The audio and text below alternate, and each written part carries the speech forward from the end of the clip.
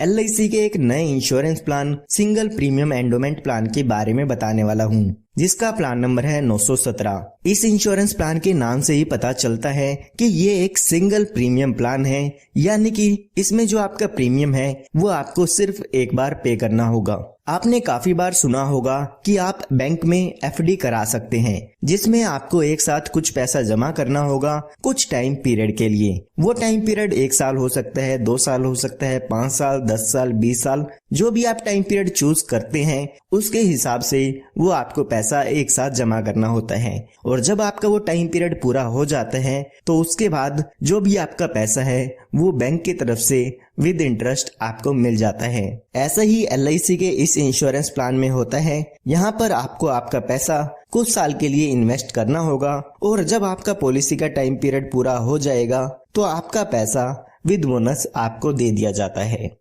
लेकिन LIC में यहाँ पर आपको इंश्योरेंस कवर भी मिलता है, यानी कि FD का बेनिफिट तो आपको मिलेगा ही मिलेगा, साथ में इंश्योरेंस कवर भी आपको इसमें मिल जाता है। अगर हम बैंक के FD की बात करें तो वहां पर आपको इंश्योरेंस का बेनिफिट नहीं मिलता है। तो आइए सबसे पहले जान लेते हैं कि कौन कौन इस पॉलिसी को ले सकते हैं। उसके बाद हम एक एग्जांपल लेके देखेंगे कि इसमें कितना प्रीमियम आपको पे करना होगा और क्या क्या बेनिफिट्स इसमें आपको मैच्योरिटी पर मिल जाते हैं। तो सबसे पहले बात आती है मिनिमम एज की, यानी कि कम से कम कितनी उम्र आपकी होनी चाहिए अगर आप इस इंश्योरेंस प्लान को लेते हैं। तो वो यहाँ पे दी गई है 90 दिन की, यानी कि कोई भी व्यक्ति या बच्चा जिसकी उम्र 90 दिन या 90 दिन से ज्यादा की है वो इस इंश्योरेंस पॉलिसी को ले सकते हैं। उसके बाद बात आती है मैक्सिमम एज की, यानी कि ज्यादा से ज्यादा कितनी उम्र के व्यक्ति इस इंश्योरेंस पॉलिसी को ले सकते हैं। तो वो एज यहाँ पे दी गई है 65 साल की। 90 दिन के बच्चे से लेके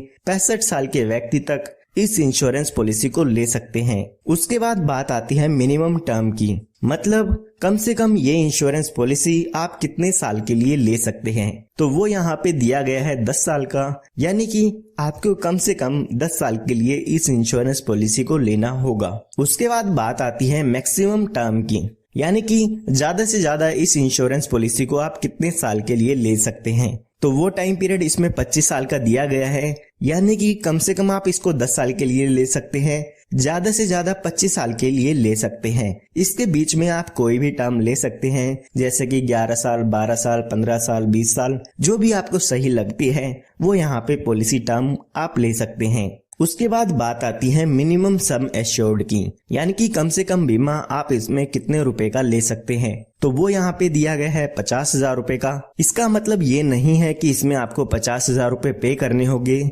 इसके बेसिस पे जो भी आपकी इंश्योरेंस पॉलिसी का प्रीमियम है वो कैलकुलेट किया जाता है। उसके बाद बात आती है मैक्सिमम सम एश्योर्ड की, यानी कि ज्यादा से ज्यादा बीमा आप इसमें कितने रुपए का ले सकते हैं। तो उसके लिए यहाँ पर कोई भी लिमिट नहीं दी गई है। जितने लाख रुपए का बीमा आप इसमें लेना चाहते हैं वो आप यहाँ पे ले सकते हैं। ये आपकी इनकम पे डिपेंड करता है कि ज्यादा से ज्यादा बीमा LIC आपको आपकी इनकम प्रूफ के अकॉर्डिंग कितना देती है। आइए अब एक एग्जाम्पल लेके इस इंश्योरेंस प्लान के बारे में जानते हैं। तो एग्जाम्पल समझने के लिए मान लेते हैं कि आपका जो बच्चा है वो 1 साल का है, उसके लिए आप ये इंश्योरेंस पॉलिसी लेना चाहते हैं और मान लेते हैं पॉलिसी टर्म हम 25 साल की, यानी कि 25 साल के लिए इस पॉलिसी को आप इसमें लेना चाहते हैं। जो भी इस पॉलिसी का इंश्योरेंस कवर होगा वो यहाँ पर 25 साल के लिए रहेगा। उसके बाद अगर हम बात करें सम एश्योर्ड की, तो यहाँ पर हम मान लेते हैं कि 10 लाख रुपए का बीमा आप इसमें लेना चाहते हैं।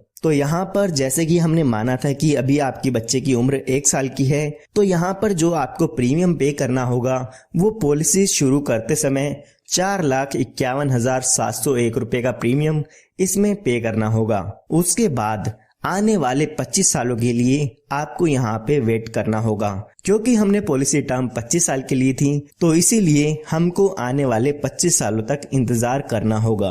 अगर आप 20 साल के लिए पॉलिसी लेते हैं तो आपको 20 साल का वेट करना होगा। इसी तरह से 10 साल की पॉलिसी लेते हैं तो 10 साल आपको यहाँ पे वेट करना होता है। उसके बाद जब आपका ये टाइम पीरियड पूरा हो जाएगा तो उस समय इस पॉलिसी की मैच्योरिटी हो जाती है। तो उस समय यहाँ पर आपको 27,25,000 रुपए के करीब अमाउंट मिल जाता है। यानी कि जब आपके बच्चे की उम्र 26 साल की हो जाएगी तो यहाँ पर आपको 27,25,000 रुपए के करीब अमाउंट आपकी मैच्योरिटी पर मिल जाता है। जिसमें 10 लाख रुपए आपका सम एश्योर्ड होता है, 12,75,000 रुपए आपका बोनस होता है और फाइनल एडिशनल बोनस की बात करें तो 4,50,000 रुपए इसमें आपको फाइनल एडिशनल बोनस मिल जाता है। तो ये टोटल मिला के 27,25,000 रुपए के करीब इसमें अमाउंट आपको मिल जाएगा। और अगर हम टोटल प्रीमियम पेमेंट की बात करें तो इसमें हमने 4,51,701 रुपए पे किए थे। ये हमने बात तब की है जब इस पॉलिसी के दौरान पॉलिसी होल्डर के साथ कोई भी दुर्घटना नहीं होती है। तो आइए अब जानते हैं कि अगर पॉलिसी होल्डर के साथ कोई दुर्घटना हो जाती है पॉलिसी के दौरान तो उस केस में पॉलिसी के नॉमिनी को यहाँ पर क्या क्या बेनिफिट मिल जाते हैं। तो हम एग्जाम्पल समझने के लिए मान लेते हैं जब बच्चा 10 साल का होता है तो यहाँ पर किसी कारण से उसकी डेथ हो जाती है। तो उस समय जब भी यहाँ पर डेथ हो जाएगी तो यहाँ पर आपकी पॉलिसी खत्म हो जाती है। तो यहाँ पर पॉलिसी खत्म होने पर डेथ बेनिफिट मिलते हैं। जब भी यहाँ पर आपकी पॉलिसी खत्म होगी उस समय आपको यहाँ पे सम एश्योर्ड का अमाउंट मिलता है। तो हमारी पॉलिसी में सम एश्योर्ड देखते हैं तो 10 लाख रुपए का सम एश्योर्ड था तो 10 लाख रुपए मिल जाएंगे। इसके साथ साथ जितने साल भी आपकी पॉलिसी चली है उसका बोनस भी यहाँ पर आपको मिलता है। तो हमने अपने एग्जाम्पल में माना है कि पॉलिसी होल्डर की डेथ 10 साल के एज में हो गई है। तो यहाँ पर लगभग टोटल अमाउंट देखते हैं तो 15,10,000 रुपए के करीब मिल जाता है, जिसमें 10 लाख रुपए का आपका सम एश्योर्ड होगा और 5,10,000 रुपए का आपका बोनस हो जाता है। इसी तरह से किसी व्यक्ति की डेथ पॉलिसी शुरू होने के 15 साल बाद हुई है तो 15 साल का बोनस मिलेगा। साथ ही साथ आपकी पॉलिसी का जो भी सम एश्योर्ड अमाउंट होता है वो यहाँ पे मिल जाता है। यहाँ पर आप इस पॉलिसी में कुछ एडिशनल बेनिफिट भी ले सकते हैं जिनके लिए आपको कुछ एक्स्ट्रा प्रीमियम यहाँ पे करना होगा। यहाँ पे आप अपनी पॉलिसी में टर्म राइडर ऐड करा सकते हैं। टर्म राइडर का बेनिफिट ये होगा कि अगर आपकी पॉलिसी होल्डर की डेथ हो जाती है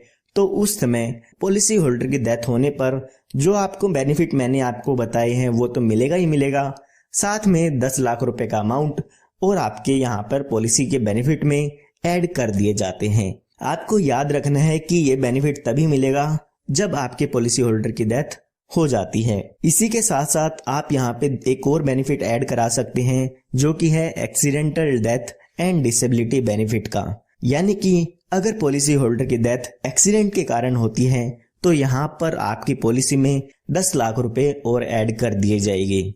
यानी कि जो बेनिफिट आपको मैंने बताए हैं वो तो मिलेंगे ही मिलेंगे, साथ के साथ 10 लाख रुपए और आपके बेनिफिट में ऐड कर दिए जाते हैं। यानी कि 15,10,000 रुपए तो मिलेंगे ही मिलेंगे, साथ के साथ 10 लाख रुपए आपको टर्म राइडर के मिलेंगे और एक्सीडेंट के कारण डेथ होती है तो यहाँ पर आपको 10 लाख रुपए और मिल जाते हैं। ये दोनों बेनिफिट अगर आप अपनी पॉलिसी में ऐड कराना चाहते हैं तो कुछ एक्स्ट्रा प्रीमियम देके आप इन बेनिफिट्स को अपने पॉलिसी में ऐड करा सकते हैं। यहाँ पर काफी लोग पूछते हैं कि इसमें रिस्क कवर कब से शुरू होता है। तो उन लोगों को मैं आपको बताना चाहूंगा कि आपकी उम्र या आपके बच्चे की उम्र 8 साल या 8 से ज्यादा की है तो पॉलिसी लेते ही आपकी पॉलिसी का रिस्क कवर शुरू हो जाता है। लेकिन अगर आपके बच्चे की उम्र 8 साल से कम है तो पॉलिसी लेने के 2 साल बाद यहाँ पे रिस्क कवर शुरू होता है, या फिर जब आपका बच्चा 8 साल का हो जाता है तो इस पॉलिसी में आपका रिस्क कवर शुरू होता है। इन दोनों ही कंडीशन में से जो भी पहले पूरी हो जाती है उसके हिसाब से आपकी पॉलिसी में जो है रिस्क कवर शुरू हो जाता है। काफी लोग यहाँ पे ये भी पूछते हैं कि अगर हमारा रिस्क कवर शुरू नहीं हुआ है और उस केस में डेथ हो जाती है तो हमें क्या बेनिफिट मिलता है। तो उस केस में जो भी आपने प्रीमियम पे किया है तो उसमें से जो भी जीएसटी के चार्जेस है वो हटा के अमाउंट आपको पे कर दिया जाता है। उसके बाद यहाँ पे LIC ने आपको एक बेनिफिट और दिया है, वो है सेटलमेंट ऑप्शन का। LIC यहाँ पे कहती है